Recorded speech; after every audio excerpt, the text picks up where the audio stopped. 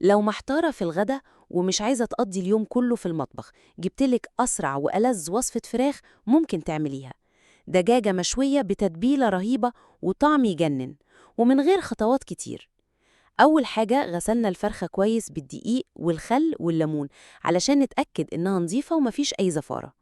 بعد كده حطينا كل مكونات التتبيلة في الكبة علشان نوفر وقت ومجهود: طماطم، بصلة، 4 فصوص توم، فلفلة حارة، معلقة كبيرة زبادي، معلقة كبيرة معجون طماطم، 3 معالق كبار زيت زيتون، عصير ليمونة، ونص معلقة صغيرة من كل نوع توابل: فلفل أسود، بابريكا، كاري، كركم، سماق، إكليل الجبل، كزبرة، كمون، وبهارات فراخ مشكلة، ومعاهم كمان معلقة صغيرة ملح.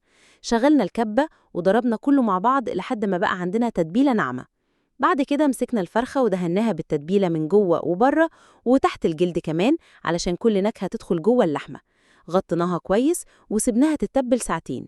جهزنا صينية، قطعنا فيها شوية خضار زي بطاطس، جزر، بصل، وحطينا عليهم شوية من التتبيلة وقلبناهم. بعدين رصينا الفرخة على شبكة فوق الخضار ودخلناها الفرن على درجة حرارة 200. أول نص ساعة كانت متغطية علشان تستوي كويس، وبعد كده شلنا مغطى علشان تتحمر وتاخد اللون الذهبي الجميل، وقدمناها مع شوية رز أبيض أو عيش وسلطة. وكانت فعلا أسرع غدا وألذ طعم. هينفعك في الأيام اللي وراكي فيها شغل أو عايزة تعملي أكلة حلوة من غير تعب. جربيها وقوليلي رأيك في التعليقات.